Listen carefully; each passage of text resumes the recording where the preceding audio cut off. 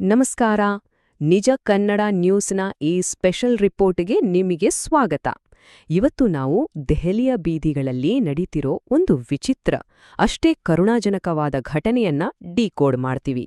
ರಾಜಧಾನಿಯ ಸುಡು ಬಿಸಿಲಿನಲ್ಲಿ ಒಂದು ಕಡೆ ಜನ ನರಳುತ್ತಿದ್ದಾರೆ, ಆದ್ರೆ ಪರಿಹಾರ ಮಾತ್ರ ಕಣ್ಣೆದುರೇ ಎಲ್ಲೋ ಅಡಗಿದೆ.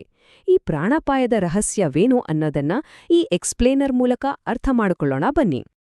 ಮೊದಲಿಗೆ ಸ್ಕ್ರೀನ್ ಮೇಲಿರೋ ಈ ನಂಬರ್ ನೋಡಿ, 0. ಹೌದು, ಮೇ 21ರ ರಾತ್ರಿ ದೆಹಲಿಯ ಒಂದು ಪ್ರಮುಖ ರಿಲೀಫ್ ಕ್ಯಾಂಪ್ನಲ್ಲಿ ಮಲಗಿದ್ದ ಜನರ ಸಂಖ್ಯೆ ಇದು. ಇಡೀ ದೆಹಲಿ ಬಿಸಿಲಿಗೆ ಬೇಯ್ತಿದ್ರೂ ಜನರನ್ನ ಕಾಪಾಡೋಕೆ ಅಂತಾನೆ ಮಾಡಿದ್ದ ಈ ಜಾಗದಲ್ಲಿ ಒಬ್ಬನೇ ಒಬ್ಬ ವ್ಯಕ್ತಿ ಇರ್ಲಿಲ್ಲ. ಸ್ವಲ್ಪ ಶಾಕ್ ಆಯ್ತಲ್ವಾ? ಆದ್ರೆ ಇಲ್ಲಿನ ಅಸಲಿ ಟ್ವಿಸ್ಟ್ ಏನ್ ಗೊತ್ತಾ? ಆ ಖಾಲಿ ಇದ್ದ ಕ್ಯಾಂಪ್ನಲ್ಲಿ ಬರೋಬ್ಬರಿ 60 ಬೆಡ್ಗಳಿದ್ವು. ಅಷ್ಟೇ ಅಲ್ಲ, ತಣ್ಣಗಿನ ಗಾಳಿ ಕೊಡೋಕೆ ಕೂಲರ್ಗಳು, ಫ್ಯಾನ್ಗಳೆಲ್ಲ ರೆಡಿಯಾಗಿದ್ವು. ಇಷ್ಟೆಲ್ಲ ಫೆಸಿಲಿಟೀಸ್ ಇದ್ರೂ ಆ ರಾತ್ರಿ ಅಲ್ಲಿ ಯಾರೂ ಇರ್ಲಿಲ್ಲ. ಯಾಕೆ ಅಂತ ಯೋಚಿಸಿದ್ದೀರಾ? ಅದೇ ಸಮಯದಲ್ಲಿ ಆ ಖಾಲಿ ಕ್ಯಾಂಪ್ನಿಂದ ಕೇವಲ 1 ಕಿಲೋಮೀಟರ್ ದೂರದಲ್ಲಿ ಪರಿಸ್ಥಿತಿ ಹೇಗಿತ್ತು ಅಂತ ನೋಡೋಣ ಬನ್ನಿ. ದೆಹಲಿಯ ಫೇಮಸ್ ಏಮ್ಸ್ ಮತ್ತೆ ಸಫ್ದರ್ಜಂಗ್ ಆಸ್ಪತ್ರೆ ಹೊರಗಡೆ ರೋಗಿಗಳು ಹಾಗೂ ಅವರ ಕಡೆಯೋರು ಫುಟ್ಪಾತ್ ಮೇಲೆ ಸುಡುವ ಬಿಸಿಲಿನಲ್ಲಿ ಓಪನ್ ಸ್ಕೈ ಕೆಳಗಡೆ ರಾತ್ರಿ ಕಳೀತಿದ್ದಾರೆ. ಕೈಯಲ್ಲಿರೋ ಸಣ್ಣ ಬೀಸಣ್ಗೆ ತೆಳುವಾದ ಬೆಡ್ಶೀಟ್ ಬಿಟ್ರೆ ಈ ಭಯಂಕರ ಸೆಕೆಯಿಂದ ಬಚಾವಾಗೋಕೆ ಅವರತ್ರ ಬೇರೇನೂ ಇರಲಿಲ್ಲ. ಒಮ್ಮೆ ಊಹಿಸ್ಕೊಳ್ಳಿ, ಎಷ್ಟು ಕಷ್ಟ ಅಲ್ವಾ? ಇದರ ಗ್ರಾವಿಟಿ ಅರ್ಥ ಆಗ್ಬೇಕು ಅಂದ್ರೆ ಬಿಹಾರದಿಂದ ಬಂದಿರೋ 22 ವರ್ಷದ ತುಳಸಿ ಕುಮಾರಿಯವರ ಕಥೆ ಕೇಳಬೇಕು. ಅವರ 5 ತಿಂಗಳ ಪುಟ್ಟ ಮಗುವಿಗೆ ಹುಟ್ಟಿನಿಂದಲೇ ಹಾರ್ಟ್ ಪ್ರಾಬ್ಲಮ್ ಇದೆ. ತುಳಸಿ ಹೇಳ್ತಾರೆ, ನಮ್ಗೆ ಆ ಥರದ ಯಾವುದೇ ಕ್ಯಾಂಪ್ ಬಗ್ಗೆ ಗೊತ್ತೇ ಇಲ್ಲ.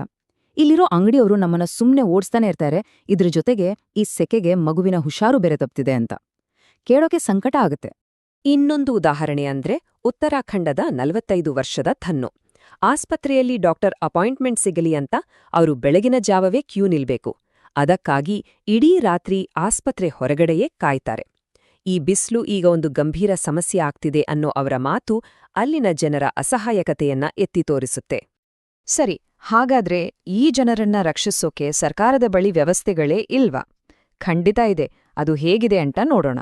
Delhi urban shelter improvement board ಅಂದ್ರೆ ಡ್ಯೂಸಿಪ್ ತನ್ನ ಸಮ್ಮರ್ ಆಕ್ಷನ್ ಪ್ಲಾನ್ ಅಡಿಯಲ್ಲಿ ಏಮ್ಸ್, ಸಫ್ದರ್ಜಂಗ್, ಆರ್ಎಂಎಲ್ನಂತಹ ದೊಡ್ಡ ಆಸ್ಪತ್ರೆಗಳ ಹತ್ತಿರದ ಶಾಲೆ, ಕಮ್ಯುನಿಟಿ ಹಾಲ್ಗಳಲ್ಲಿ ರಿಲೀಫ್ ಕ್ಯಾಂಪ್ಗಳನ್ನ ಓಪನ್ ಮಾಡಿದೆ. ಒಟ್ಟು 13 ಕ್ಯಾಂಪ್ಗಳಿದ್ದು 750 ಜನ ಆರಾಮಾಗಿ ಉಳಿಬೋದು.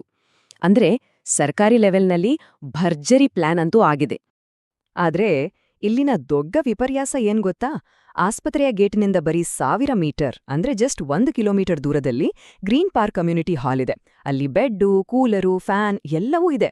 ಆದ್ರೂ ಜನ ಈ ಸೌಲಭ್ಯ ಬಿಟ್ಟು ಸುಡೋ ಫುಟ್ಪಾತ್ ಮೇಲೆ ಮಲ್ಗಿದ್ದಾರೆ. ಯಾಕೀಗಾಗ್ತಿದೆ?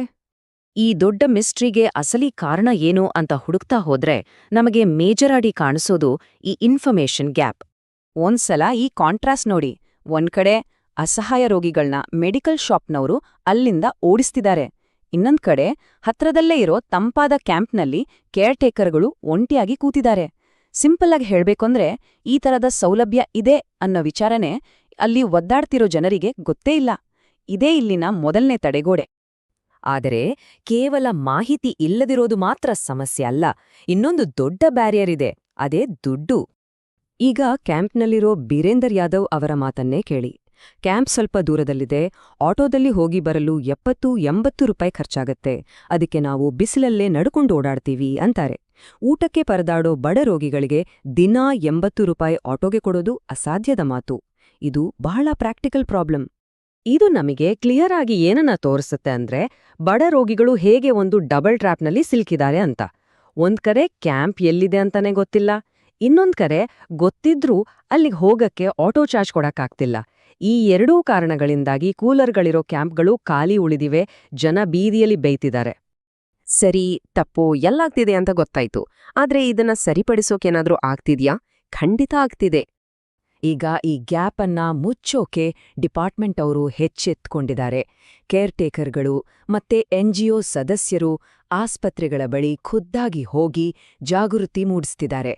DUSIB ವತಿಯಿಂದ ಏಮ್ಸ್ ಸುತ್ತಮುತ್ತ ಜನರಿಗೆ ಮಾರ್ಗದರ್ಶನ ನೀಡಲು ಪೋಸ್ಟರ್ಗಳನ್ನ ಅಂಟಿಸಲಾಗಿದೆ. ಈ ಪ್ರಯತ್ನದಿಂದಾಗಿ ವೀಕೆಂಡ್ ಹೊತ್ತಿಗೆ 8 ಜನ ಗ್ರೀನ್ ಪಾರ್ಕ್ ಕ್ಯಾಂಪ್ಗೆ ಬಂದು ಸೇರ್ಕೊಂಡಿದ್ದಾರೆ. ಇದೊಂದು ಪಾಸಿಟಿವ್ ಡೆವಲಪ್ಮೆಂಟ್ ಅಂತಾನೆ ಹೇಳ್ಬೋದು. ಅಲ್ಲಿ ಹಾಕಿರೋ ಹೊಸ ಪೋಸ್ಟರಲ್ಲಿ ಏನಿದೆ ಗೊತ್ತಾ? ಗರ್ಮಿ ಕೋ ಹರಾಯೆ ಸುರಕ್ಷಿತ್ ರಹೆ, ಡಿಯುಎಸ್ಐಬಿ ಆಪ್ಗೆ ರಾಹತ್ ಮೇ ಸಾಥ್.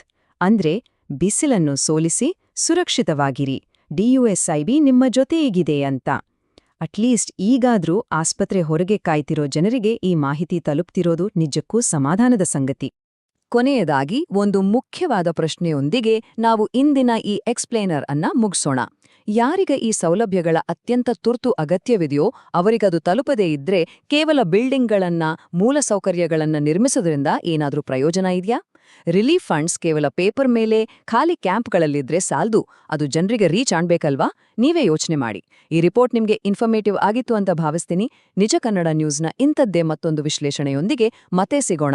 ನಮಸ್ಕಾರ.